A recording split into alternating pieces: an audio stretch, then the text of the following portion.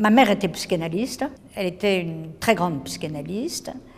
C'était pas une femme qui écrivait, mais j'ai rassemblé ses cas cliniques. Elle s'occupait d'enfants et elle était amie de Lacan, elle était membre fondatrice avec Lacan de l'école freudienne de Paris. J'ai donc été élevée dans la psychanalyse. Et je ne voulais à aucun prix m'orienter vers la psychanalyse. Parce que je ne voulais, c'est toujours comme ça, je ne voulais pas être médecin comme mon père, je ne voulais pas être psychanalyste. Ce qui m'intéressait, c'était la littérature. Et puis, à un moment donné, avec la publication en 1966 des écrits de Lacan, qui était une œuvre littéraire, une œuvre structuraliste, je connaissais déjà Lacan depuis mon enfance, puisque c'était un ami de ma mère. Et quand il y a la publication des écrits, je découvre un autre Lacan. Je découvre le penseur, l'importance de Lacan, comme de Foucault, Derrida, etc. Et là, ça donnait une envie pour les gens comme moi de faire de la psychanalyse.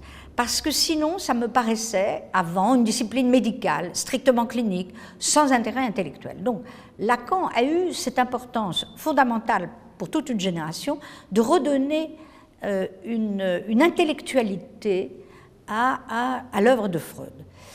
Et donc, j'ai évidemment, du coup, je suis entrée en analyse, j'ai été membre très jeune de l'école freudienne de Paris, et j'ai fait mon analyse avec Octave Manoni, et à partir d'un certain moment, j'ai pratiqué l'analyse, mais j'avais toujours cette idée que c'était pas fondamental dans ma vie.